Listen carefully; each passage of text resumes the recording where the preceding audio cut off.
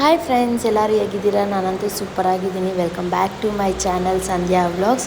ಈ ವ್ಲಾಗ್ ಬಂದುಬಿಟ್ಟು ಕೃಷ್ಣ ಜಯಂತಿ ದಿನ ನಮ್ಮ ಆಂಟಿ ಮನೆಯಲ್ಲಿ ಸತ್ಯನಾರಾಯಣ ಸ್ವಾಮಿ ವ್ರತ ಮಾಡಿದರು. ಸೊ ಆ ಒಂದು ವ್ಲಾಗ್ ಇದು. ಆ್ಯಂಡ್ ಇಲ್ಲಿ ಬಂದುಬಿಟ್ಟು ನಾನು ಯಾವುದೇ ಥರ ಜಾಸ್ತಿ ವಾಯ್ಸ್ ಓವರ್ ಏನೂ ಕೊಡ್ತಾಯಿಲ್ಲ. ಸ್ಟಾರ್ಟಿಂಗ್ ಸ್ವಲ್ಪ ಹೇಳ್ತೀನಿ ಅಷ್ಟೇ. ನಾನು ಫುಲ್ಲು ವೀಡಿಯೋ ಫುಲ್ ಏನೆಲ್ಲ ಮಾಡಿದಾರಲ್ಲ ಅದೆಲ್ಲದನ್ನು ವೀಡಿಯೋದಲ್ಲಿ ಏನೂ ಕವರ್ ಮಾಡಿಲ್ಲ. ಸ್ವಲ್ಪ ಮೇನ್ ಅಂದರೆ ದೇವ್ರಿಗೆ ಅಭಿಷೇಕ ಮಾಡೋದು, ಆಮೇಲೆ ಸತ್ಯನಾರಾಯಣ ಸ್ವಾಮಿದು ಕತೆ ಹೇಳೋದು, ಅದೆಲ್ಲ ಸ್ವಲ್ಪ ಬಿಟ್ಸ್ನ ರೆಕಾರ್ಡ್ ಮಾಡಿದ್ದೀನಿ. ಅದನ್ನು ನಿಮ್ಮ ಜೊತೆ ಶೇರ್ ಮಾಡ್ಕೊಳ್ಳೋಣ ಅಂತ ಈ ವಿಡಿಯೋ ಮಾಡಿದ್ದೀನಿ. ಸೊ ಎಲ್ಲ ವೀಡಿಯೋನ ಸೇಮ್ ವಾಯ್ಸ್ ಏನಿದೆ ಅದನ್ನೇ ಹಂಗೆ ಇಟ್ಬಿಡ್ತಾ ಇದ್ದೀನಿ. ಹಂಗಿಟ್ರೇ ಕೇಳೋಕ್ಕೆ ಚೆನ್ನಾಗಿರುತ್ತೆ ಅಂತ ನನಗನ್ನಿಸ್ತು.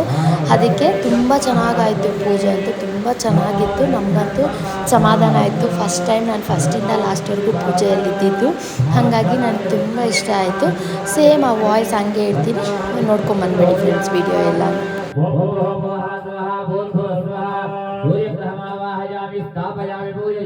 सूर्यग्रहाय नमः स्वागतं सुस्वागतं वन्दनम् अभिवन्दनम् चन्द्रग्रहाय नमः जनिशङ्कदशारामम् क्षीरोदार्णवसम्भवम् नमामि सुजनं सोमम् शम्भार्वाणभूषण आत्रेयसाय विद्महे रोहिणेशाय धीमहि तन्नो चन्द्र प्रचोदयात् बलमो जोनिदन्ता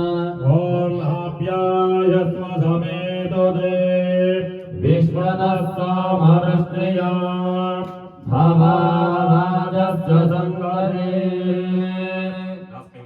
क्षीरेण आप्यायस्व समेदते विश्वदस्तामरस्त्रियं भावाराजस्य संगरे सत्यनारायण स्वामी नमो नमः। क्षीरस्नानं समर्पयामि। क्षीरस्नानानन्तरे दधिस्नानाञ्च करिष्ये। स्वां दधिकामन्नाहकारिशं जिज्ञारस्वस्य वाजनः सरपिनामकाधरतु प्रणहायो मण्डिधार्यत् दद्यास्वपयामि। सत्यनारायण स्वामी नमो नमः। दधिस्नानानन्तरे आज्यस्नानाञ्च करिष्ये। सहस्रशीर्षा पुरुषः सहस्राक्षः सहस्रपाद सभोमिं विश्वतो रुद्रा अत्यधिष्ठद्दशाङ्गुलं पुरुष एवेदं सर्वं यद्भूतं यश्च भव्यो उदामृतत्वस्येनानः यदन्नेनादिवास्य विश्वाभूतानि कृपालस्यामृताधिपूरुषः सदातात्यधिष्ठत पश्चाद्भूमिमतो पुरः यत्कविः सप्तास्यासन्ननिलयः त्रिसत्रसमिरः कृताः देवायज्ञपुरुषं पशुं तज्ज्ञं वरेषि प्रोक्ष तस्माच्चक्रे वायुव्याने आरण्यां ग्राम्याश्च तस्मादश्वा अजायन्ता तस्माज्जाताजावजः यत्र ब्राह्मणो चक्षुर्सूर्यो अजायत मुखादिन्द्रश्चाग्निश्च प्राणाद्वायुरजाय नमः। महादेव पुष्पमर्पयामि। ओम सत्यसुष्टाय नमः। केतके पुष्पमर्पयामि। ओम सत्यादच्छाय नमः। मन्दार पुष्पमर्पयामि। ओम सत्याच्युताय नमः। पटली पुष्पमर्पयामि। ओम सत्यवर्मणे नमः। अशोक पुष्पमर्पयामि। ಸನ್ಯಾಸಿ ಅಂತ ಬಂದು ಕೇಳ್ತಾನೆ, ಎಲೆ ಬ್ರಾಹ್ಮಣೋತ್ತಮನೆ, ಭೂಲೋಕದಲ್ಲಿ ಯಾಕೆ ಭಿಕ್ಷೆ ಬೇಡ್ಕೊಂಡು ಜೀವನ ಮಾಡ್ತಾ ಇದೆಯಾ, ಏನಾಗಿದೆ ನಿಮ್ಮ ಕುಟುಂಬ ಅಂತ ವಿಚಾರ ಮಾಡಿದಾಗ ಅದೇ ಬ್ರಾಹ್ಮಣ ತನ್ನ ಕುಟುಂಬದ ದಾರಿದ್ರ್ಯ ದುಃಖ ಕಷ್ಟ ನಷ್ಟಗಳನ್ನ ಎಲ್ಲವನ್ನು ಸನ್ಯಾಸಿ ಹೇಳ್ಕೊಂತಾನೆ. ಆ ಸನ್ಯಾಸಿ ಎಲ್ಲವನ್ನು ಸಾಲಿಸಿ, ಎಲೆ ಬ್ರಾಹ್ಮಣೋತ್ತಮನೆ, ನಿಮ್ಮ ಕುಟುಂಬಕ್ಕೆ ಬಂದಿರತಕ್ಕಂತ ಈ ದಾರಿದ್ರ್ಯ ದುಃಖ ಕಷ್ಟ ನಷ್ಟಗಳು ಎಲ್ಲವೂ ಸರಿಮಾಣಿಯಾಗಿ ಒಳ್ಳೆಯ ಫಲವನ್ನ ಪಡೆಯಬೇಕಾದ್ರೆ ಭೂಲೋಕದಲ್ಲಿ ಸತ್ಯನಾರಾಯಣ ಸ್ವಾಮಿಯ ಹೊರತು ಉಂಟು. ಆ ಅರ್ಥವನ್ನೇನಾದ್ರೂ ಶ್ರದ್ಧೆ ಭಕ್ತಿ ನಂಬಿಕೆಯಿಂದ ಆಚರಣೆ ಮಾಡಿದೆ ಆದ್ರೆ ಖಂಡಿತ ನಿಮ್ಮ ಕುಟುಂಬವು ಈ ಕಷ್ಟದಿಂದ ಪಾರಾಗಿ ಶುಭ ಫಲವನ್ನ ಪಡೆಯುತ್ತೆ ಅಂತ ಹೇಳಿದಾಗ ಅದೇ ಬ್ರಾಹ್ಮಣ ಕೇಳ್ತಾ ಇದ್ದಾರೆ, ಸ್ವಾಮಿ ಪ್ರಥಮದಲ್ಲಿ ಆ ಸತ್ಯನಾರಾಯಣ ಸ್ವಾಮಿಯ ನಾಮಧೇಯನ ಆಲಿಸ್ತಾ ಇದ್ದಾರೆ. ಆ ಭಗವಂತನ ಪೂಜೆ ವಿಧಾನಗಳು ವಿಧಿವಿಧಾನಗಳು ಗೊತ್ತಿಲ್ಲ, ದಯವಿಟ್ಟು ತಿಳಿಸ್ಕೊಟ್ರೆ ನಾನು ವ್ರತವನ್ನ ಆಚರಣೆ ಮಾಡಿ ಆ ಭಗವಂತನ ಅನುಗ್ರಹಕ್ಕೆ ಪಾತ್ರ ಆಗ್ತಾನೆ ಅಂತ ಹೇಳಿದಾಗ ಮತ್ತೆ ಆ ಒಬ್ಬ ಸನ್ಯಾಸಿಯಿಂದ ಬ್ರಾಹ್ಮಣ ಸತ್ಯನಾರಾಯಣ ಸ್ವಾಮಿಯ ಸಂಪೂರ್ಣ ಪೂಜಾ ವಿಧಾನ ತಿಳ್ಕೊಂಡು ಸ್ವಲ್ಪ ತನ್ನ ಮನೆಗೆ ವಾಪಸ್ ಹೋಗಿ ತನ್ನ ಹೆಂಡತಿ ಮಕ್ಕಳು ಯಥಾಶಕ್ತಿ ಬಂಧು ಬಾಂಧವರೊಂದಿಗೆ ವಿದ್ಯುಕ್ತವಾಗಿ ವ್ರತವನ್ನ ಆಚರಣೆ ಮಾಡ್ತಾನೆ. ಅದರ ಪ್ರತಿಫಲದಿಂದ ಹೀಗೆ ದಿನಗಳು ಉರುಳದಂತೆ ಆ ಬ್ರಾಹ್ಮಣನ ಕುಟುಂಬದ ದಾರಿದ್ರ್ಯ, ದುಃಖ, ಕಷ್ಟ, ನಷ್ಟಗಳು ಎಲ್ಲವೂ ಸಹ ಭಗವಂತನ ಆರಾಧನೆಯಿಂದ ನಿವಾರಣೆಯಾಗಿ ಒಳ್ಳೆಯ ಫಲವನ್ನು ಪಡೆದು 1 ವರ್ಷಗಳ ಕಾಲ ಅತ್ಯಂತ ಸುಖವಾಗಿ ಜೀವನವನ್ನು ಮಾಡ್ತಾರೆ. 1 ವರ್ಷದ ನಂತರದಲ್ಲಿ ಅದೇ ಬ್ರಾಹ್ಮಣ ಯೋಚನೆ ಮಾಡ್ತಾ ಇದ್ದಾನೆ, ಆ ಭಗವಂತ ನಮ್ಮ ಕುಟುಂಬವನ್ನ ಕಷ್ಟಗಳಿಂದ ಪಾರು ಮಾಡಿ 1 ವರ್ಷಗಳ ಕಾಲ ಕಳೆದಿದೆ, ಮತ್ತೊಮ್ಮೆ ಯಾಕೆ ನಾವು ವ್ರತವನ್ನು ಆಚರಣೆ ಮಾಡಬಾರದು ಅಂತ ಹೇಳಿ 2ನೇ ವರ್ಷದಲ್ಲಿ ತನ್ನ ಮನೆಯಲ್ಲಿ ವ್ರತವನ್ನು ಆಚರಣೆ ಮಾಡ್ತಿರ್ತಾನೆ. ಆದರೆ ಅದೇ ಗ್ರಾಮದಲ್ಲಿ ಒಬ್ಬ ಕಾಷ್ಟಾಗ್ರಾಹಿ ಕಟ್ಟಿಗೆ ಮಾರುವನು ಇಡೀ ಗ್ರಾಮದಲ್ಲಿ ಕಟ್ಟಿಗೆಯನ್ನು ತಲೆ ಮೇಲೆ ತಗೊಂಡು ಆ ಮಾರಾಟ ಮಾಡ್ಕೊಂಡ್ ಬಂದು ಕಟ್ಟಕಡೆದಾಗಿ ಬ್ರಾಹ್ಮಣನ ಮನೆ ಹತ್ರ ಬರ್ತಾನೆ. ಅದೇ ಬ್ರಾಹ್ಮಣ ಆ ದಿವಸ ಸತ್ಯನಾರಾಯಣ ವ್ರತವನ್ನು ಆಚರಣೆ ಮಾಡ್ತಿರ್ತಾರೆ.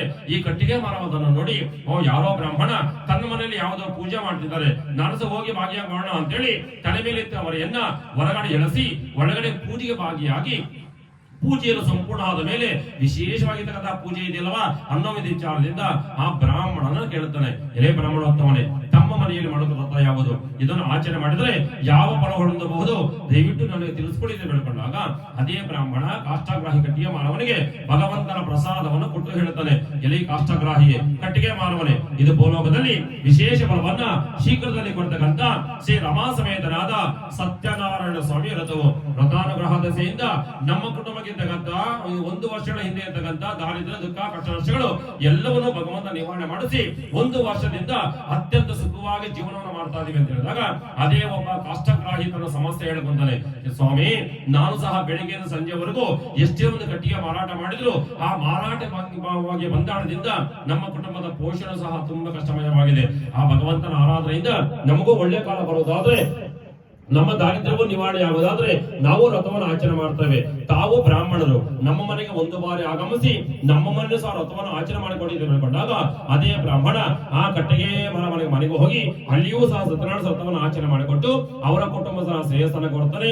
ಆ ಕಟ್ಟಿಗೆ ಮಾರವನ ಕುಟುಂಬವೂ ಸಹ ಆ ದಯಾಮಯಂತಹ ಸತ್ಯನಾರಾಯಣ ಸ್ವಾಮಿಯ ದಿವ್ಯಾನುಗ್ರಹ ಪಾತ್ರರಾಗಿ ಆ ಕಟ್ಟಿಗೆ ಮಾರವನ ಆ ಒಂದು ಮನೆಯಲ್ಲಿರ್ತಕ್ಕಂತಹ ದಾರಿದ್ರ್ಯ, ದುಃಖ ಎಲ್ಲವೂ ಸಹ ಭಗವಂತ ನಿವಾರಣೆ ಮಾಡಿಸಿ ಅಂತ್ಯಕಾಲದಲ್ಲಿ ಆ ಕಟ್ಟಿಗೆ ಮಾರವನು ಸಾಕ್ಷಾತ್ ಸತ್ಯಲೋಕವನ್ನೇ ಪಡೆದರೆಂಬಲ್ಲಿಗೆ ಸ್ಕಾಂದ ಪುರಾಣದ ರೇವಾಖಂಡದಲ್ಲಿನ ಸತ್ಯನಾರಾಯಣ ಸ್ವಾಮಿಯ 2ನೇ ಅಧ್ಯಾಯ ಮುಕ್ತಾಯವಾಯಿತು.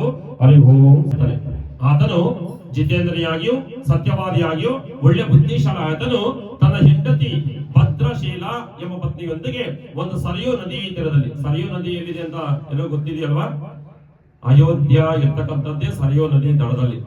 ಅದರಿಂದ ನೀವು ಅಯೋಧ್ಯಕ್ಕೆ ಹೋದಾಗ ಸತ್ಯನಾರಾಯಣ ಸ್ವಾಮಿ ಕಥೆಯಲ್ಲೇ ಕೇಳಿದ್ದೇನೆ, ಇದೇ ಸರಿಯೂ ನದಿ ಅಂತೇಳಿ ಅಲ್ಲಿ ಬೋರ್ಡ್ ಎಲ್ಲ ಹಾಕಿರ್ತಾರೆ, ಸರಿಯೂ ನದಿಗೆ ದಾರಿ ಅಂತೇಳಿ. ಆ ಒಂದು ಅಯೋಧ್ಯಕ್ಕೆ ಹೋದಾಗ ಮೊದಲು ಸರಿಯೂ ನದಿಯಲ್ಲಿ ಮಿಂದು ಅಂದ್ರೆ ಸ್ನಾನ ಮಾಡಿಕೊಂಡು ಮತ್ತೆ ರಾಮನ ದರ್ಶನಕ್ಕೆ ಬನ್ನಿ. ಅದರಿಂದ ಎಲ್ಲೋ ಲಾಡ್ಜಲ್ಲೋ ಅಥವಾ ಎಲ್ಲೋ ನಾವು ಸ್ನಾನ ಮಾಡಿದ್ರೆ ಅಷ್ಟು ನದಿ ಹತ್ರ ಹೋಗಿ ನಾವು ಲಾಡ್ಜ್ಗಳಲ್ಲೋ, ರೂಮ್ಗಳಲ್ಲೋ, ನಲ್ಲಿಗಳಲ್ಲೋ ಸ್ನಾನ ಮಾಡಿದ್ರೆ ಖಂಡಿತ ಪ್ರತಿಫಲ ಸಿಗೋದಿಲ್ಲ. ಯಾವ ದೇವಸ್ಥಾನಕ್ಕೆ ಹೋಗ್ತೀವೋ ಆ ದೇವಸ್ಥಾನದಲ್ಲಿ ಪುಷ್ಕರಣಿಯಲ್ಲಾಗ್ಲಿ ಅಥವಾ ಆ ದೇವಸ್ಥಾನ ಹತ್ತಿರತಕ್ಕಂಥ ನದಿಯಲ್ಲಾಗ್ಲಿ ಆ ಸಮುದ್ರದಲ್ಲಾಗ್ಲಿ ಸ್ನಾನ ಮಾಡ್ಕೊಂಡ್ ಬಂದ್ರೆ ಅಲ್ಲಿಗೆ ಭಗವಂತನ ದರ್ಶನ ಸಂಪೂರ್ಣಗೊಳ್ಳುತ್ತೆ. ಅದೇ ರೀತಿ ನೀವು ಅಯೋಧ್ಯಕ್ಕೆ ಹೋಗೋದಾಗ ಏನಾದ್ರೂ ಐಡಿಯಾ ಮಾಡಿದ್ರೆ ಅಲ್ಲಿ ಸರಿಯೂ ನದಿ ಆ ಪಕ್ಕದಲ್ಲಿ ಇರ್ತಕ್ಕಂಥದ್ದು 1 ಕಿಲೋಮೀಟರ್ ಇರತಕ್ಕಂಥದ್ದು, ಅಲ್ಲಿ ಹೋಗಿ ಸ್ನಾನ ಮಾಡಿಕೊಂಡು ಮತ್ತೆ ಆ ಭಗವಂತನ ದರ್ಶನಕ್ಕೆ ಬನ್ನಿ. ಅಂತಹ ಆ ಒಂದು ಉಲ್ಕಮುಖ ತನ್ನ ಹೆಂಡತಿ ಭದ್ರಶೀಲ ಎಂಬ ಪತ್ನಿಯೊಂದಿಗೆ ಆ ಸರಿಯೂ ನದಿ ತೀರದಲ್ಲಿ ಸತ್ಯನಾರಾಯಣ ವ್ರತವನ್ನು ಆಚರಣೆ ಮಾಡ್ತಿರ್ತಾನೆ.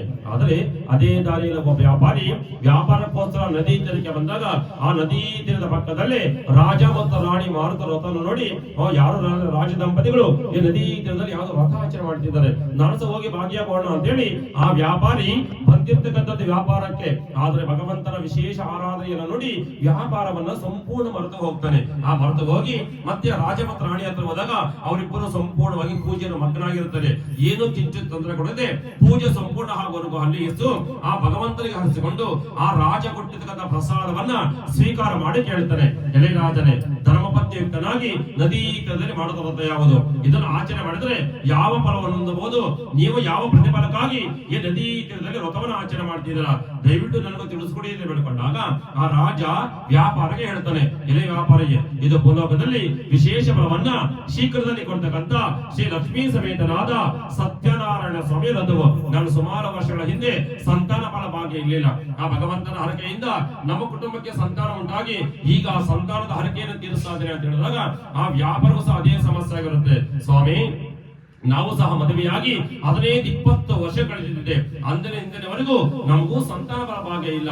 ಆ ಭಗವಂತನ ಆರಾಧನೆಯಿಂದ ನಮಗೂ ಸಂತಾನ ಉಂಟಾಗುವುದಾದ್ರೆ ನಾವು ವ್ರತವನ್ನು ಆಚರಣೆ ಮಾಡ್ತೇವೆ. ನಮಗೂ ಭಗವಂತನ ಪೂಜೆ ವಿಧಾನವನ್ನು ತಿಳಿಸ್ಕೊಡಿ ಎಂದು ಬೇಡಿಕೊಂಡಾಗ ಆ ರಾಜನಿಂದ ವ್ಯಾಪಾರಿ ಸತ್ಯನಾರಾಯಣ ಸ್ವಾಮಿಯ ಸಂಪೂರ್ಣ ಪೂಜೆ ವಿಧಾನವನ್ನು ತಿಳಿದುಕೊಂಡು ಇನ್ನೂ ಸ್ವಲ್ಪ ಪ್ರಸಾದವನ್ನು ಕೈಗೆ ಸ್ವೀಕಾರ ಮಾಡಿ ತನ್ನ ಮನೆಗೆ ವಾಪಸ್ ಹೋಗ್ತಾನೆ. ಆ ಹೋಗಿ ತನ್ನ ಹೆಂಡತಿಯಾದಂತಹ ಲೀಲಾವತಿಗೆ ಎಲ್ಲವನ್ನೂ ಸಹ ತಿಳಿಸಿ ಗಂಡ ತನ್ನ ಪ್ರಸಾದವನ್ನ ಹೆಂಡತಿಗೂ ಸಹ ಪಾಲು ಕೊಟ್ಟು ಗಂಡ ಹೆಂಡತಿರಿಬ್ಬರು ಆ ಸತ್ಯನಾರಾಯಣ ಸ್ವಾಮಿಯ ಪ್ರಸಾದವನ್ನ ಕೈಲಿಟ್ಟುಕೊಂಡು ಹರಕೆ ಹೊತ್ಕೊಂತ ಇದ್ದಾರೆ.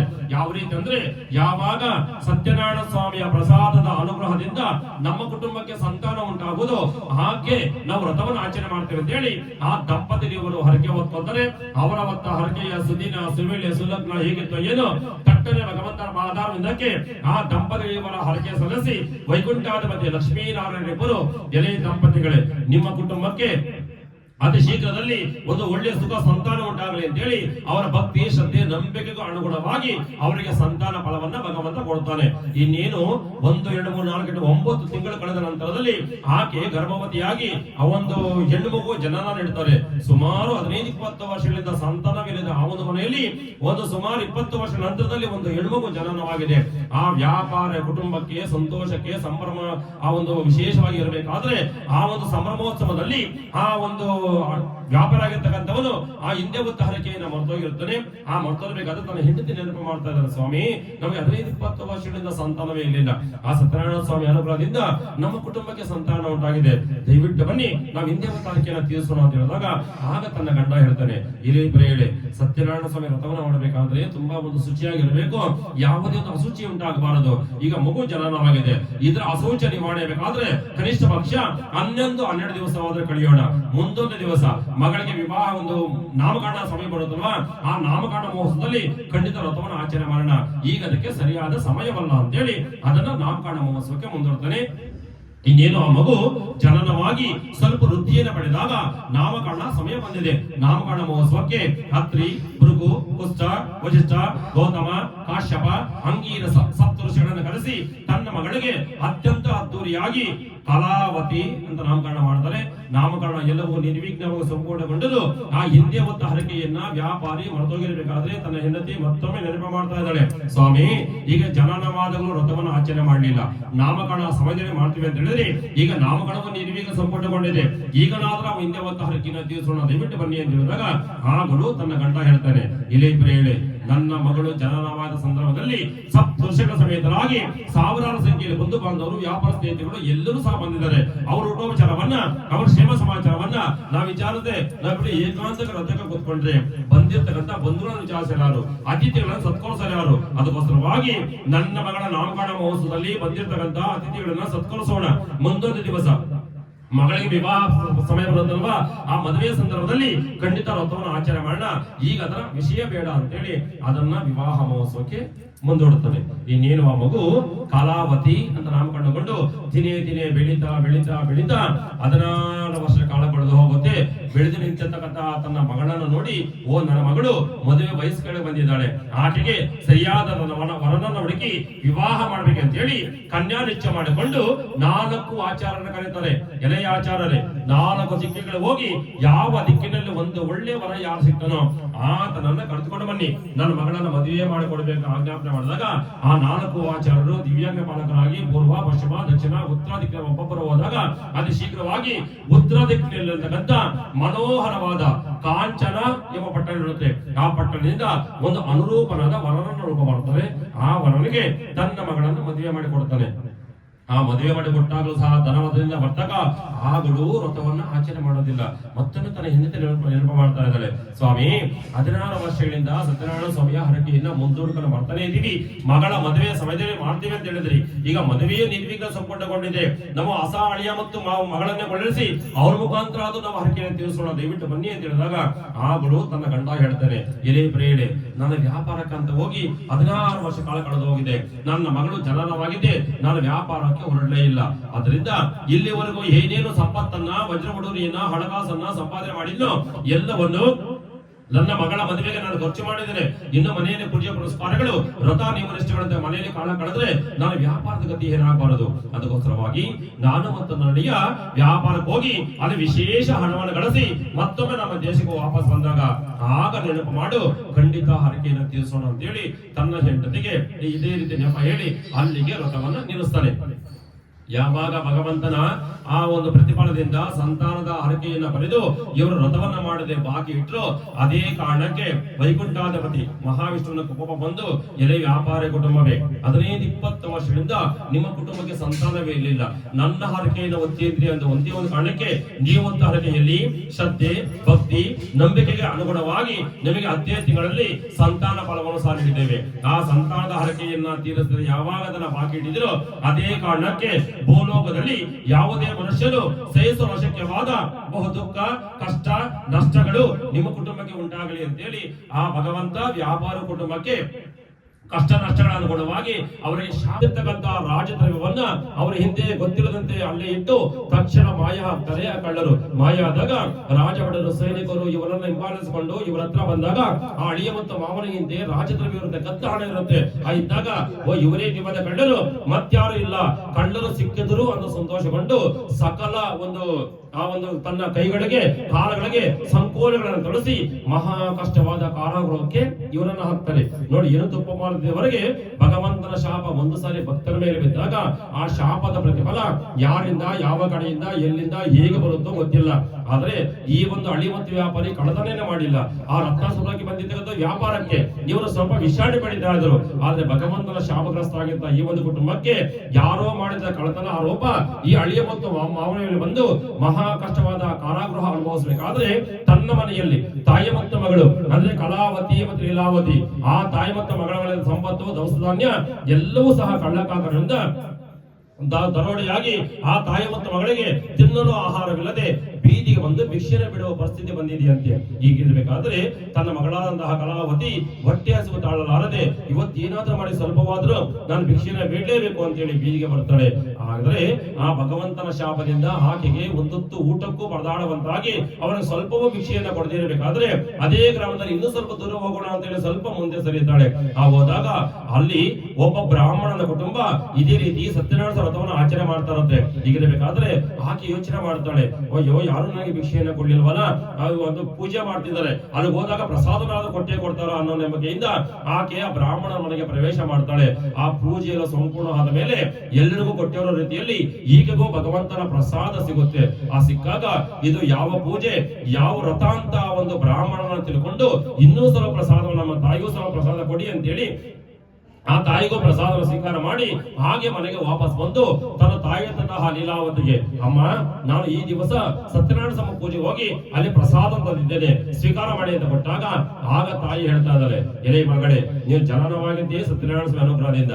ಯಾವಾಗ ನಿಮ್ಮ ತಂದೆಯ ಅಚಾತುರದಿಂದ ಧರ್ಮದಿಂದ ನಾವು ವ್ರತವನ್ನ ಮಾಡಿದ್ರೆ ಯಾವಾಗ ಅದನ್ನು ಪಾಕಿಟ್ಟಿದ್ದೇವೋ ಅದೇ ಕಾರಣಕ್ಕೆ ಆ ಭಗವಂತನ ಪರೀಕ್ಷಾರ್ಥವಾಗಿ ಇಷ್ಟೊಂದು ಕಷ್ಟವನ್ನು ಕೊಟ್ಟಿರ್ಬೋದು. ಅದಕ್ಕೋಸ್ಕರವಾಗಿ ನಾವಾದ್ರೂ ಆತನ ಅರಿಕೆಯನ್ನು ತೀರಿಸೋಣ ಅಂತೇಳಿ ಆ ತಾಯಿ ಮಕ್ಕಳು ಪ್ರಾತಃ ಕಾಲದಲ್ಲಿ ಸೃಜನಭೂತರಾಗಿ ಆ ಸತ್ಯನಾರಾಯಣ ಸ್ವಾಮಿಯ ಪೂಜಾ ಹರಕೆಯನ್ನ ಯಥಾಶಕ್ತಿ ನೆರವೇರಿಸಿ ಆ ತಾಯಿಯಾದವರು ಅನಿಸ್ಕೊಂತಾದರೆ, ಸ್ವಾಮಿ ನಿನ್ನ ಹರಕೆಯನ್ನು ಯಥಾಶಕ್ತಿ ನಾವು ತೀರಿಸಿದ್ದೇವೆ, ನನ್ನ ಗಂಡ ಮತ್ತು ಅಳಿಯನನ್ನ ಆ ಬಂಧನ ಗೃಹದಿಂದ ದಯವಿಟ್ಟು ಅತಿ ಶೀಘ್ರದಲ್ಲಿ ಸುರಕ್ಷಿತ ಬಿಡುಗಡೆಗೊಳಿಸಿ ಬೇಡಿಕೊಂಡಾಗ ಆ ದಯಾಮಯರಾಗಿರ್ತಕ್ಕಂತಹ ಸತ್ಯನಾರಾಯಣ ಸ್ವಾಮಿ ಅಷ್ಟರ ಸಂಪೂರ್ಣ ಸಮಾಧಾನವಾಗಿ, ಏಕೆಂದ್ರೆ ಭಗವಂತ ಸಮಾಧಾನ ಆಗತಕ್ಕಂಥದ್ದು ನಮ್ಮ ವಜ್ರವಳುರಿಯ ಸುಖ ಸಂಪದಗಳಿಗಲ್ಲ, ಭಗವಂತ ತೃಪ್ತಿ ಪಡ್ತಕ್ಕಂಥದ್ದು ನಮ್ಮ ಅಂತರಂಗದಲ್ಲಿರ್ತಕ್ಕಂಥ ಶ್ರದ್ಧೆ, ಭಕ್ತಿ, ನಂಬಿಕೆ ಗುಣವಾಗಿ ಪತ್ರಂ ಪುಷ್ಪಂ ಫಲಂ ತೋಯಂ, ಒಂದು ಪತ್ರ, ಒಂದು ಪುಷ್ಪ, ಒಂದು ಫಲವನ್ನ ಇಟ್ಟು ಅವನು ಭಗವಂತನಿಗೆ ತೋಯಂ, ಸ್ವಾಮಿ ಇಷ್ಟೊಂದು ಈ ಸಮಯಕ್ಕೆ ನನಗೆ ಇಷ್ಟೊಂದು ಶಕ್ತಿ ಇದೆ, ಇದನ್ನೇ ನೀನು ಅರ್ಪಣೆ ಮಾಡ್ಕೊ ಅಂತೇಳಿ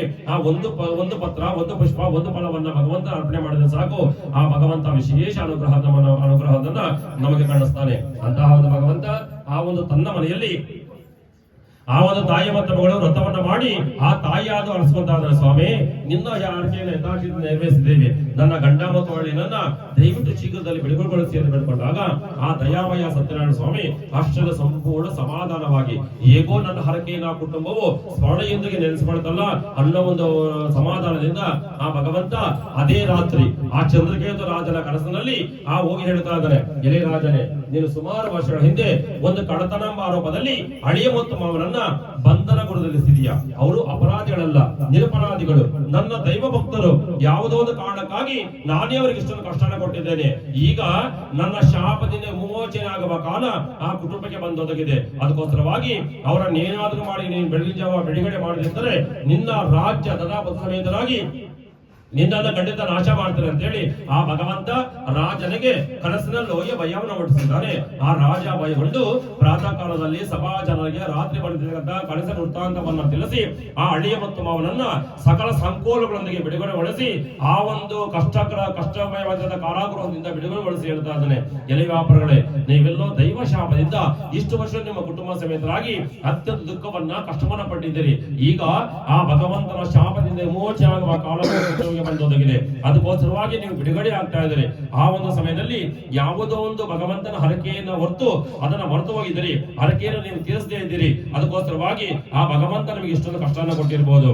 ಇಂತಹ ನಿರಪರಾಧಿಗಳನ್ನ ದೈವ ಭಕ್ತರನ್ನ ಇಷ್ಟು ವರ್ಷಗಳು ನಾನು ಕಾರಾಗೃಹದಲ್ಲಿ ಹಾಕಿ ತುಂಬಾ ಕಷ್ಟವನ್ನ ಕೊಟ್ಟಿದ್ದೇನಲ್ಲ ಅಂತೇಳಿ ಆ ರಾಜ ಪ್ರಾಯಶ್ಚಿತ್ತಗೊಂಡು ಅವರು ಮೊದಲು ವ್ಯಾಪಾರಕ್ಕಾಗಿ ಎಷ್ಟೊಂದು ದ್ರವ್ಯವನ್ನು ತಂದಿದ್ರು ಅದು ಎಲ್ಲವೂ ಸಹ ಲೆಕ್ಕ ಹಾಕಿ ಅದಕ್ಕಿಂತ 30-40 ಪಟ್ಟು ಯಥೇಚ್ಛ ಸಂಪತ್ತನ್ನ ಅವರಿಗೆ ರಾಜ ಸನ್ಮಾನವನ್ನು ಮಾಡಿಕೊಟ್ಟು ತಮ್ಮ ದೇಶಕ್ಕೆ ಗಳಿಸಿದರು ಎಂಬಲ್ಲಿಗೆ ಸ್ಕಾಂದ ಪುರಾಣದ ಯುವಕಂಡದ ಸತ್ಯನಾರಾಯಣ ಸ್ವಾಮಿಯ 3ನೇ ಅಧ್ಯಾಯ ಮುಕ್ತವಾಯಿತು. ಹರಿ ಓಂ ಸ್ವಸ್ತಿ. ಜಯ ಸತ್ಯನಾರಾಯಣ ಜಯ ಸತ್ಯ ಭಾಮೇಶ ಜಯ ಸತ್ಯಲಕ್ಷ್ಮೀ ವರಯೇ ಜಯತು ಜಯತು ಅತಿವೇಲ ತಜಾ ಪ್ರವಧುರ್ವಿಷಮೈರ್ಯದುವೇಲ ಕೃತೇರ ಪರಾದಶತೈ ಪರಿತಂ ತ್ವರಿತಂ ವೃಷಶೈಲಪತೆ ಪರಜಾ ಕೃಪಜಾ ಪರಿಪಾಹಿ ಹರೇ ಅಧಿವೇಂಕಟಶೈಲಮುದಾನಪತೆ ಜನತಾಪಿ ಭತಾದಿ ಗದಾರರಥಾ ಪರದೇವತಯಾ ಗದಿದಾನ್ನಿಗಮೈ ಕಮಲಾದಜಿತಾನ್ನ ಪರಂ ಕಲಯೇ. ಸತ್ಯನಾರಾಯಣ ಸ್ವಾಮಿಯೇ ನಮೋ ನಮಃ. ತೃತೀಯಾಧ್ಯಾಯ ಕಥಾಶ್ರವಣೇನ ಶ್ರೀ ಸ್ವಾಮಿ ಪ್ರಿಯತ ಅಂಗಧ್ವಜ ರಾಜನೇ ಅಂತಾನೆ. ಆತನಿಗೆ ಪ್ರಜಾಪಾಲನ ಅಂದ್ರೆ ತುಂಬಾ ಒಂದು ಆಸಕ್ತಿ. ಅಂತಹ ಒಂದು ರಾಜನು ಯಾವುದೋ ಒಂದು ಕಾರಣ ನಿಮಿತ್ತವಾಗಿ ಅರಣ್ಯದಿಂದ ಅತ್ಯಂತ ಸಿಂಹ ವ್ಯಾಘ್ರಾದಿ ಕ್ರೂರಪಣಗಳ ತಮ್ಮ ದೇಶಕ್ಕೆ ಬಂದು ಜನಗಳನ್ನ ಅವರು ಬೆಳೆದಕ್ಕಂತ ಬೆಳೆಗಳನ್ನ ಎಲ್ಲಾ ತಿಂದು ನಾಶ ಮಾಡ್ತಾರಂತೆ. ಈ ಒಂದು ವಿಚಾರ ಎಲ್ಲೋ ದೂರದಲ್ಲಿರ್ತಕ್ಕಂಥ ರಾಜ ಗೊತ್ತಾಗುತ್ತೆ. ಅಯ್ಯೋ, ನಾನು ಇಲ್ಲದ ಸಮಯದಲ್ಲಿ ನನ್ನ ದೇಶವೆಲ್ಲವೂ ಸಹ ಪ್ರಾಣಿಗಳಿಂದ ನಾಶ ಆಗ್ತಾ ಇದೆಯಾ, ಆ ರೈತರ ಬೆಳೆದಕ್ಕಂಥ ಬೆಳೆಗಳೆಲ್ಲವೂ ಸಹ ನಾಶ ಮಾಡ್ತಾ ಇದೆಯಾ ಅನ್ನೋ ಒಂದು ವಿಚಾರದಿಂದ ಸಕಲ ಸೈನ್ಯದೊಂದಿಗೆ ಅದೇ ಅರಣ್ಯಕ್ಕೆ ಬಂದು ತನ್ನ ಕೈಗೆ ಸಿಕ್ಕ ಪ್ರಾಣಿಗಳನ್ನ ಬೇಟೆಯಾಡಿ ಒಂದು ದೊಡ್ಡ ಆಲ್ದವರ ಇರುತ್ತೆ. ಅದನ್ನ ಸಂಸ್ಕೃತದಲ್ಲಿ ವಟವೃಕ್ಷ ಅಂತ ಕರಿತೀವಿ. ಆ ವಟವೃಕ್ಷದ ಕೆಳಗೆ ಕುಳಿತು ಆ ಒಂದು ರಾಜ ವಿಶ್ರಾಂತಿ ಪಡೀತಾ ಇರ್ತಾರೆ. ಅದೇ ಸಮಯದಲ್ಲಿ 8 ಜನ ಗೋಪಾಲಕರು ಶ್ರದ್ಧೆ ಭಕ್ತಿ ನಂಬಿಕೆಯಿಂದ ಆ ಅರಣ್ಯದಲ್ಲಿ ಸತ್ಯನಾರಾಯಣ ವ್ರತವನ್ನು ಆಚರಣೆ ಮಾಡಿ ಅಂತ್ಯಕಾಲದಲ್ಲಿ ರಾಜನ ಹತ್ರ ಬರ್ತಾರೆ. ಎಲೆ ರಾಜನೇ, ನಾವು ಅರಣ್ಯದಲ್ಲಿ ಆ ಸತ್ಯನಾರಾಯಣ ಸ್ವಾಮಿಯ ವ್ರತವನ್ನು ಆಚರಣೆ ಮಾಡಿದ್ದೇವೆ. ಆ ಭಗವಂತನ ತೀರ್ಥ ಪ್ರಸಾದವನ್ನು ಸ್ವೀಕಾರ ಮಾಡಿ ಅಂತ ಕೊಟ್ಟಾಗ ಆ ರಾಜ ಕೈಗೆ ಪ್ರಸಾದವನ್ನು ಸ್ವೀಕಾರ ಮಾಡಿ ಮತ್ತೆ ಯೋಚನೆ ಮಾಡ್ತಾ ಇದ್ದಾನೆ. ಈ ಒಂದು ಗೋಪಾಲಕರು ಮೊದಲೇ ಹಸುಗಳನ್ನು ಮೇಯಿಸುವ ಗೋಪಾಲಕರು ಅರಣ್ಯದಲ್ಲಿ ವ್ರತವನ್ನು ಮಾಡಿ ಇಲ್ಲೇ ಪ್ರಸಾದವನ್ನು ತಯಾರು ಮಾಡಿದ್ದೇವೆ ಅಂತ ಹೇಳ್ತಾ ಇದ್ದಾರೆ. ಅರಣ್ಯದಲ್ಲಿ ಶುದ್ಧವಾದ ಪಾತ್ರೆ ಸಾಮಾನುಗಳಾಗಲಿ, ಶುದ್ಧವಾದ ಸ್ಥಳವಾಗಲಿ, ಶುದ್ಧವಾದ ನೀರಾಗಲಿ, ಶುದ್ಧವಾದ ಪದಾರ್ಥಗಳಾಗಲಿ ಅರಣ್ಯದಲ್ಲಿ ಎಲ್ಲಿ ಸಿಗುತ್ತೆ. ಇಂತಹ ಒಂದು ಅಶುದ್ಧಿ ಕ್ರಮದಲ್ಲಿ ಮಾಡಿದ ಪ್ರಸಾದವನ್ನ ನಾನು ಏಕಾಗಿ ಸ್ವೀಕಾರ ಮಾಡಿದ್ರೆ ನನ್ನ ಘನತೆ ಗೌರವಕ್ಕೆ ಏನಾಗಬಾರದು, ನಾನು ಇಡೀ ದೇಶಕ್ಕೊಬ್ಬ ರಾಜ ಅಂತೇಳಿ ತಾನು ರಾಜ ಅಂತ ಗರ್ವಸೆಯಿಂದ ಅಂದು ಗೋಪಾಲಕರು ಸತ್ಯನಾರಾಯಣ ಸ್ವಾಮಿಯ ಪ್ರಸಾದನ ಕೊಟ್ಟಾಗ ಅದನ್ನ ಗರ್ಭದೆಸೆಯಿಂದ ಆ ರಾಜ ಭೂಮಿಯನ್ನು ಚೆಲ್ಲಾಪಲಿ ಬಿಸಾಕ್ತಾನೆ. ಯಾವಾಗ ಭಗವಂತನ ಪ್ರಸಾದವನ್ನ ರಾಜ ಭೂಮಿಯಲ್ಲಿ ಚೆಲ್ಲಾಪಲಿ ಮಾಡಿದನೋ ಆ ಕ್ಷಣದಿಂದಲೇ ಭೂದೇವಿ ಕೋಪಗೊಂಡು, ಎಲೆ ರಾಜನೇ, ನನ್ನ ಸ್ವಾಮಿಯ ಪ್ರಸಾದವನ್ನ ನೀನು ಗರ್ಭದಸೆಯಿಂದ ಅದನ್ನು ಯಾವಾಗ ಚಲ್ಲಾಪಲಿಯಾಗಿ ಬೀಸಾಗಿದೆ, ಅದೇ ಸ್ಥಿತಿಯಲ್ಲಿ ನನ್ನ ಮೇಲೆ ನಿರ್ಮಾಣ ಮಾಡಿದಗಂತ ನಿನ್ನ ಇಡೀ ಸಾಮ್ರಾಜ್ಯವೆಲ್ಲವೂ ಇದೇ ರೀತಿ ಚಲ್ಲಾಪಲಿಯಾಗಲಿ ಅಂತ ಹೇಳಿ ಆ ಭೂದೇವಿ ಶಾಪವನ್ನು ಕೊಟ್ಟಿದ್ದಾಳೆ. ಇನ್ನೇನು ಶಾಪಗ್ರಸ್ತ ಆಗಿದ್ದ ಆ ಒಬ್ಬ ರಾಜನು ಇಲ್ಲಿ ಪ್ರಸಾದವನ್ನ ಬಿಸಾಕಿ ತನ್ನ ದೇಶವನ್ನು ಆಳೋದಕ್ಕೆ ವಾಪಸ್ ಬಂದಿರ್ತಾನೆ. ಕೆಲವೇ ದಿನಗಳ ನಂತರದಲ್ಲಿ ಆ ಭೂದೇವಿ ಶಾಪದಿಂದ ಆತನ ಸಾಮ್ರಾಜ್ಯಕ್ಕೆ ಚಂಡಮಾತುಗಳು, ಬಿರುಗಾಳಿಗಳು ಏಕಾಏಕಿ ಅಪ್ಪಳಿಸಿ ಎಲ್ಲವೂ ಸಹ ಅದೇ ರೀತಿ ಚಲ್ಲಾಪಲಿಯಾಗಿ ಮಾರ್ಪಾಟ ಆಗ್ತಾ ಇದೆ. ಈ ಇದನ್ನು ನೋಡ್ತಕ್ಕಂತಹ ರಾಜನು ಅಯ್ಯೋ ನನ್ನ ದೇಶ ಯಾಕೆ ಈ ರೀತಿ ಏಕಾಏಕಿ ನಾಶ ಆಗ್ತಾ ಇದೆಯಲ್ಲ ಅನ್ನೋ ಒಂದು ನೆಪದಿಂದ ಹಾಗೆ ಆತ ಮೂರ್ಛೆ ಹೋಗ್ತಾನೆ. ಅಂದ್ರೆ ಪ್ರಜ್ಞೆಯಲ್ಲಿ ಭೂಮಿಯಲ್ಲಿ ಬೀಳುತ್ತಾನೆ. ಏಕೆಂದ್ರೆ ಯಾರೋ ಒಬ್ಬ ವ್ಯಕ್ತಿಗೆ ಏನಾದ್ರೂ ಶಾಖ ವಿಚಾರ ಹೇಳಿದಾಗ ಅಥವಾ ಏನಾದ್ರು ತಡ್ಕೊಳ್ಳೋದೇ ಇರೋ ವಿಚಾರ ಹೇಳಿದಾಗ ಸಹಜವಾಗಿ ಆ ಮೈಂಡ್ ಆಬ್ಸೆಂಟ್ ಆಗುತ್ತೆ. ಆ ಒಂದು ಆತ ತಲೆ ತೆರಿಗೆ ಕೆಳಗಡೆ ಬೀಳುತ್ತಾನೆ. ಅದೇ ರೀತಿ ಆ ಒಂದು ರಾಜನೂ ಅಷ್ಟೇ, ಇಷ್ಟು ವರ್ಷಗಳು ಸುರಕ್ಷಿತ ನೋಡ್ಕೊಂತ ಆ ರಾಜ್ಯಕ್ಕೆ ಯಾಕೆ ಈ ರೀತಿ ಏಕಾಗಿ ಎಲ್ಲವೂ ಸಹ ನಾಶ ಆಗ್ತಾ ಇದೆಯಲ್ಲ ಅನ್ನೋ ಒಂದು ವಿಚಾರದಿಂದ ಆತ ಪ್ರಜ್ಞೆಯಿಂದ ಭೂಮಿಯಲ್ಲಿ ಬೀಳುತ್ತಾನೆ. ಆ ಬಿದ್ದಾಗ ಒಂದು ಅದೃಶ್ಯವಾಣಿ, ಆಕಾಶವಾಣಿ ಹೇಳುತ್ತೆ, ಎಲೆ ರಾಜನೇ ನೀನು ಖಂಡಿತ ಇಡೀ ದೇಶಕ್ಕೊಬ್ಬ ರಾಜ, ಆದ್ರೆ ತಾನು ರಾಜ ಅಂತ ಗರ್ಭದಸೆಯಿಂದ ಅಂದು ಗೋಪಾಲಕರು ನಿನಗೆ ಸತ್ಯನಾರಾಯಣ ಸ್ವಾಮಿಯ ವ್ರತದ ಪ್ರಸಾದ ಕೊಟ್ಟಾಗ ತಾನು ರಾಜ ಅಂತ ಗರ್ಭದಸೆಯಿಂದ ಅದನ್ನು ಯಾವಾಗ ನೀನು ಅದನ್ನು ಚಲ್ಲಾಪಲಿಯಾಗಿ ಬಿಸಾಗಿದೆ, ಅದೇ ಸ್ಥಿತಿಯಲ್ಲಿ ಆ ಭೂದೇವಿ ನಿನ್ನ ಮೇಲೆ ಕೋಪಗೊಂಡು ಭೂಮಿ ಮೇಲೆ ನೀನು ನಿರ್ಮಾಣ ಮಾಡಿದ ಗಂಟ ನಿನ್ನಿಡೀ ಸಾಮ್ರಾಜ್ಯವೆಲ್ಲವನ್ನು ಅದೇ ರೀತಿ ನಾಶ ಮಾಡಿದ್ದಾಳೆ. ಅದಕ್ಕೋಸ್ಕರವಾಗಿ ಪುನಃ ನೀನು ಗೋಪಾಲಕರನ್ನ ಹುಡುಕಿ ಅವರಿಂದ ಕ್ಷಮೆಯನ್ನು ಯಾಚಿಸಿ ಯಾವ ಸ್ಥಳದಲ್ಲಿ ನೀನು ಪ್ರಸಾದವನ್ನು ಬಿಸಾಕಿದೋ ಅದೇ ಸ್ಥಳದಲ್ಲಿ ಮತ್ತೊಮ್ಮೆ ಭಗವಂತನ ಪ್ರತಿಷ್ಠಾಪಿಸಿ ಅಲ್ಲಿ ವ್ರತವನ್ನು ಆಚರಣೆ ಮಾಡಿ ಅವರ ಕೈಯಿಂದಲೇ ಪ್ರಸಾದವನ್ನು ಸ್ವೀಕಾರ ಮಾಡಿದ್ರೆ ಮಾತ್ರ ನಿನ್ನ ದೇಶ, ನಿನ್ನ ಪ್ರಜೆಗಳನ್ನ ಮರಳಿ ನೀನು ಪಡೆಯಬಹುದು ಅಂತ ಹೇಳಿ ಒಂದು ಅದೃಶ್ಯವಾಣಿಯ ವಾಕ್ಯವನ್ನು ಕೇಳಿದ ರಾಜನ ನೆನಪಾಗಿ ಅಯ್ಯೋ ನನ್ನಿಂದ ಇಷ್ಟೊಂದು ಅಚಾತುರ್ಯ ಉಂಟಾಯ್ತಾ ಅನ್ನೋ ಒಂದು ನೆಪದಿಂದ ಆತ ತುಂಬಾ ಪ್ರಾಚಿತಗೊಂಡವನಾಗಿ ತಾವೊಂದು ಸುಮಾರು ದಿನಗಳ ಕಾಲ ಅನ್ನ ನೀರಿಲ್ಲದೆ ಆ ಒಂದು ಗೋಪಾಲಕರನ್ನ ಹುಡುಕ್ತಾನೆ. ಆ ಸುಮಾರು ದಿನಗಳ ನಂತರದಲ್ಲಿ ಆ 8 ಜನ ಗೋಪಾಲಕರು ಅರಣ್ಯದಲ್ಲಿ ಒಂದು ಕಡೆ ಸಿಕ್ಕಾಗ ಆ ಗೋಪಾಲಕರ ಪಾದಕ್ಕೆ ಎರಗಿ ಆ ಗೋಪಾಲಕರಿಂದ ಕ್ಷಮೆಯನ್ನೇ ಯಾಚಿಸಿ ಆ ಗೋಪಾಲಕರನ್ನ ಅದೇ ಅರಣ್ಯಕ್ಕೆ ಕರೆತಂದು ಈತ ರಾಜ ಪ್ರಥಮದಲ್ಲಿ ಯಾವಾಗ ಪ್ರಸಾದವನ್ನ ಯಾವ ಸ್ಥಳದಲ್ಲಿ ಬಿಸಾಕಿದನೋ ಅದೇ ಸ್ಥಳದಲ್ಲಿ ಆ ಸತ್ಯನಾರಾಯಣ ಸ್ವಾಮಿಯ ಪ್ರತಿಷ್ಠಾಪನೆ ಮಾಡಿ ಅಲ್ಲಿ ಪ್ರಸಾದವನ್ನು ತಯಾರು ಮಾಡಿಸಿ ಆ ಗೋಪಾಲಕ ಕೈಯಿಂದಲೇ ಆ ಒಂದು ಭಗವಂತನ ಆರಾಧನೆಯನ್ನು ಮಾಡಿಸಿ ಅಲ್ಲೇ ಒಂದು ಪ್ರಸಾದವನ್ನ ಭಗವಂತನ ನೈವೇದ್ಯ ಮಾಡಿ ಆ ಗೋಪಾಲನ ಕೈಯಿಂದಲೇ ಆ ರಾಜ ಶ್ರದ್ಧಾ ಭಕ್ತಿ ನಂಬಿಕೆಯಿಂದ ಆ ಪ್ರಸಾದವನ್ನು ಸ್ವೀಕಾರ ಮಾಡ್ತಾನೆ. ಆ ಸ್ವೀಕಾರ ಮಾಡಿದ ಮರುಕ್ಷಣವೇ ಭಗವಂತನ ದಿವ್ಯಾನುಗ್ರಹಕ್ಕೆ ರಾಜ ಮತ್ತು ರಾಜ್ಯ ಎರಡೂ ಅನುಗ್ರಹಕ್ಕೆ ಪಾತ್ರರಾಗಿ ಕಳೆದು ಹೋಗುತ್ತಿದ್ದ ದೇಶವೆಲ್ಲವೂ ಸಹ ಭಗವಂತ ಮರುಸೃಷ್ಟಿ ಮಾಡಿಸಿ ಲಕ್ಷಾಂತರ ಜನ ಸಂಖ್ಯೆಯಲ್ಲಿ ಪ್ರಜೆಗಳನ್ನ ಆ ಪೂಜೆಗೆ ಭಾಗಿಯಾಗುವಂತೆ ಭಗವಂತ ಅನುಗ್ರಹಿಸ್ತಾನೆ. ಆ ಲಕ್ಷಾಂತರ ಜನ ಸಂಖ್ಯೆ ಬಂದಿರತಕ್ಕಂಥ ಪ್ರಜೆಗಳನ್ನು ನೋಡ್ತಕ್ಕಂಥ ರಾಜನು ಅವು ಹೇಗೋ ಭಗವಂತ ನಾನು ಕೈ ಬಿಡದೆ ನನ್ನ ದೇಶವನ್ನು ಮರಳಿ ವಾಪಸ್ ಕೊಟ್ಟಿದ್ದಾನೆ ಅನ್ನೋ ಒಂದು ಸಂತೋಷಗೊಂಡು ತನ್ನ ಇಡೀ ದೇಶದ ಪ್ರಜೆಗಳಿಗೆ ಅಂದ್ರೆ ಲಕ್ಷಾಂತರ ಜನ ಸಂಖ್ಯೆಯ ಪ್ರಜೆಗಳಿಗೆ ಸ್ವತಃ ರಾಜನೇ ಆ ಪ್ರಸಾದವನ್ನು ಇನ್ನೂ ಹೆಚ್ಚಿನಾಗಿ ತಯಾರು ಮಾಡಿಸಿ ಅದನ್ನ ಪ್ರಜೆಗಳಿಗೆ ಎಲ್ಲವೂ ಸಹ ರಾಜನೇ ಹಂಚಿ ತನ್ನ ಇಡೀ ದೇಶವನ್ನ ಆ ಸತ್ಯನಾರಾಯಣ ಸ್ವಾಮಿಯ ಪಾದಕ್ಕೆ ಅರ್ಪಣೆ ಮಾಡಿ ಆ ರಾಜ ಅಂತಕಾಲದಲ್ಲಿ ಸಾಕ್ಷಾತ್ ವೈಕುಂಠ ಲೋಕವನ್ನೇ ಪಡೆದ ಮನೆಗೆ ಸ್ಕಾಂದ ಪುರಾಣದ ರೇವಾಖಂಡದ ಸತ್ಯನಾರಾಯಣ ಸ್ವಾಮಿಯ ಎಲ್ಲಾ ಕಥೆಗಳು ಮುಕ್ತಾಯಗೊಳ್ಳುತ್ತೆ. ಇದೇ ರೀತಿ ಈ ವ್ರತವನ್ನ ಭೂಲೋಕದಲ್ಲಿ ಯಾವ ಭಕ್ತರು ಆಚರಣೆ ಮಾಡ್ತಾರೋ ಅವರೆಲ್ಲರೂ ಖಂಡಿತ ಸತ್ಯದೇವರ ಅನುಗ್ರಹಕ್ಕೆ ಪಾತ್ರರಾಗ್ತಾರೆ. ಯಾಕೆಂದ್ರೆ ಸ್ವಾಮಿ ನಮ್ಮ ಮನೆಗೆ ಸತ್ಯನಾರಾಯಣ ಸ್ವಾಮಿ ಆಗ ಬಂದಿಲ್ಲ, ನಮ್ಮ ಮನೆಯಲ್ಲಿ ನಮ್ಮ ಅತ್ತೆ ಮಾಡಿಲ್ಲ, ಅವ್ರ ಅತ್ತೆ ಮಾಡಿಲ್ಲ ಅಂತ ಅವ್ರ ಅತ್ತೆ ಮಾಡಿಲ್ಲ ಅಂತ ಸ್ವಾಮಿ, ಅದರಿಂದ ನಮ್ಮ ವಂಶ ಪಾರಂಪರೆ ಯಾರಿಗೂ ಸತ್ಯನಾರಾಯಣ ಸ್ವಾಮಿ ಆ ಪೂಜೆ ಬಂದಿಲ್ಲ, ಆದ್ರೆ ನಾವು ಮಾಡೋದಿಲ್ಲ ಅಂತ. ಯಾಕಂದ್ರೆ ಸತ್ಯನಾರಾಯಣ ಸ್ವಾಮಿ ಅಂತ ಹೆಸರು ಹೇಳಬೇಕಾದ್ರೆ ಮುಂದಿನ ಜನ್ಮಕ್ಕೆ ಬೇಕಲ್ವಾ. ಅದರಿಂದ ಪೂಜೆಗಳಿಗೆ ಅವರಿಗೆ ಆ ಸಮಯದಲ್ಲಿ ಹೇಗಿರ್ತೋ ಏನೋ ಅಷ್ಟು ಶಕ್ತಿ ಇರ್ತೋ ಇಲ್ವೋ ಅಥವಾ ಮಾಡೋದಕ್ಕೆ ಸಮಯ ಇರುತ್ತೋ ಇಲ್ವೋ ಅಂತಹ ಒಂದು, ಯಾಕೆಂದ್ರೆ ಎಷ್ಟು ವರ್ಷಗಳು ಮಾಡ್ಬೇಕಂದ್ರೂ ಕೆಲವರಿಗೆ ಒಂದು ಬೀರು ತುಂಬಾ ದುಡ್ಡಿದ್ರು ಆ ಒಂದು ಕಟ್ಟೆ ಎತ್ಕೊಂಡ್ಬಂದು ನಾವು ಸತ್ಯನಾರಾಯಣ ಪೂಜೆ ಮಾಡೋದಕ್ಕೆ ಸಾಧ್ಯ ಆಗೋದಿಲ್ಲ. ಯಾಕಂದ್ರೆ ಸಮಯ ಸಿಗೋದಿಲ್ಲ ಅಥವಾ ಮನಸ್ಸು ಬರೋದಿಲ್ಲ ಅಥವಾ ಒಂದು ಜೀವನ ತುಂಬಾ ಒಂದು ಕಷ್ಟಮಯವಾಗಿರುತ್ತೆ ಅಥವಾ ಜೀವನ ಒಂದು ಬೇರೆ ಬೇರೆ ಕೆಲಸಗಳೆಲ್ಲ ಮಗ್ನಾಗಿರುತ್ತದೆ. ಅದರಿಂದ ದುಡ್ಡಿದ್ದು ಭಗವಂತ ವ್ರತವನ್ನು ಮಾಡೋದಲ್ಲ, ಆ ಒಂದು ವ್ರತವನ್ನು ಮಾಡೋದಕ್ಕೂ ಒಂದು ಸಾಧ್ಯ ಆಗೋದಿಲ್ಲ. ಮನಸ್ಸಿದ್ರೆ ಮಾತ್ರ ಆ ಭಗವಂತನ ವ್ರತವನ್ನಗಳಾಗ್ಲಿ ಆ ಭಗವಂತನ ಪೂಜೆಗಳನ್ನಾಗ್ಲಿ ಹಬ್ಬ ಹರಿದಿನಗಳಾಗ್ಲಿ ಸಹ ಮಾಡಬಹುದು. ಅಂತಹ ಒಂದು ಶುದ್ಧ ಮನಸ್ಸಿನಿಂದ ಭಕ್ತಿಯ ಶ್ರದ್ಧೆಯಿಂದ ವರ್ಷಕ್ಕೊಂದು ಬಾರಿ ಆದರೂ ಪ್ರತಿಯೊಂದು ಮನೆಗಳಲ್ಲೂ ಆ ಭಗವಂತನ ಆರಾಧನೆಯನ್ನು ಮಾಡಿ ವ್ರತವನ್ನು ಮಾಡಿ ಇಡೀ ವರ್ಷವನ್ನ ಆ ಭಗವಂತನ ದಿವ್ಯಾನುಗ್ರಹದೊಂದಿಗೆ ತಾವೆಲ್ಲರೂ ಸಹ ಕಾಲ ಕಳೆಯಿರಿ ಅಂತ ಪ್ರಾರ್ಥನೆ ಮಾಡುತ್ತಾ ಈ ಸತ್ಯನಾರಾಯಣ ಸ್ವಾಮಿಯ ಕಥೆಯನ್ನು ಕೇಳಿ ತಮಗೂ ತಮ್ಮ ಕುಟುಂಬಕ್ಕೂ ತಮ್ಮ ಬಂಧು ಬಾಂಧವ ವರ್ಗದವರಿಗೂ ಯಾವ ಜೀವನಕಾಲವೂ ಸಕಲ ಸಂಪದಗಳನ್ನು ಭಗವಂತ ನೀಡಲಿ ಅಂತ ಪ್ರಾರ್ಥನೆ ಮಾಡುತ್ತಾ ಈ ಒಂದು ವ್ರತವನ್ನು ಮಾಡಿಸಿದ ಈ ಒಂದು ಕುಟುಂಬಕ್ಕೂ ಭಗವಂತ ಅವರ ಇಷ್ಟಕಾಯ ಮಾತ್ರ ಮನೋವಾಂಛಿತಗಳು ಏನಿದೆಯೋ, ಯಾವ ಉದ್ದೇಶಕ್ಕೆ ವ್ರತವನ್ನು ಆಚರಣೆ ಮಾಡ್ತಾ ಇದ್ರಿ ಆ ಉದ್ದೇಶ ಆ ಭಗವಂತನ ದಿವ್ಯಾನುಗ್ರಹದಿಂದ ಅದು ಶೀಘ್ರವಾಗಿ ನಿಮ್ಮ ಕುಟುಂಬಕ್ಕೆ ಸಿಗಲಿ ಅಂತ ಹೇಳಿ ಪ್ರಾರ್ಥನೆ ಮಾಡ್ತಾ, ಈ 5 ಕಥೆಗಳ ಸಂಪೂರ್ಣ ಸಾರ ನಿಮ್ಮ ಕುಟುಂಬಕ್ಕೆ ಸಿಗುವಂತಾಗ್ಲಿ. ಆ ಭಗವಂತನ ಅನುಗ್ರಹದಿಂದ ನಿಮ್ಮ ಕುಟುಂಬ ಸಕಲ ಆಯುರಾರೋಗ್ಯ ಸುಖ ಸಂಪದಗಳೊಂದಿಗೆ ವಿರಾಜಮಾನವಾಗಿ ಬೆಳೆಯಲಿ ಅಂತ ಪ್ರಾರ್ಥನೆ ಮಾಡುತ್ತಾ, ಸ್ಕಾಂದ ಪುರಾಣದ ರೇವಾಖಂಡದಲ್ಲಿನ ಸತ್ಯನಾರಾಯಣ ಸ್ವಾಮಿಯ ಎಲ್ಲಾ ಕಥೆಗಳನ್ನ ಇಲ್ಲಿಗೆ ಮುಕ್ತಾಯಗೊಳಿಸೋಣ. ಹರಿ ಓಂ ಸ್ವಸ್ತಿ. ಜಯ ಸತ್ಯನಾರಾಯಣ ಜಯ ಸತ್ಯ ಭಾವೇಶ ಜಯ ಸತ್ಯ ಲಕ್ಷ್ಮೀ ನೋಡಿದ್ರಲ್ವ ಫ್ರೆಂಡ್ಸ್, ಅಷ್ಟೇ ಪೂಜೆ ಮಹಾಮಂಗಳಾರತಿ ಮಾಡಿದ್ರು. ಆಮೇಲೆ ಎಲ್ಲರೂ ಊಟಗಳು ಮಾಡಿಕೊಂಡು ಬಂದವರೆಲ್ಲ ಪೂಜೆ ಮಾಡಿಕೊಂಡು ಹೋಗ್ತಾಯಿದ್ರು. ನಾನು ಸ್ಕೂಲ್ ಹತ್ರ ಕೃಷ್ಣ ಜನ್ಮಾಷ್ಟಮಿ ಸೆಲೆಬ್ರೇಷನ್ಸ್ ಇತ್ತು, ಹಾಗಾಗಿ ಅಲ್ಲಿ ಹೋಗ್ಬಿಟ್ಟೆ. ಇನ್ನೆಲ್ಲ ವೀಡಿಯೋ ಜಾಸ್ತಿ ಮಾಡೋಕ್ಕಾಗಿಲ್ಲ. ಈ ವಿಡಿಯೋ ನಿಮ್ಗೆ ಇಷ್ಟ ಆಗಿದೆ ಅಂತ ಅನ್ಕೊತಾ ಇದ್ದೀನಿ. ಥ್ಯಾಂಕ್ ಯು ಸೋ ಮಚ್ ಯಾರೆಲ್ಲ ವೀಡಿಯೋನ ಎಂಡ್ವರೆಗೂ ನೋಡಿದ್ದೀರಾ ಎಲ್ಲರಿಗೂ. See all in the next vlog. Until then keep smiling. Bye.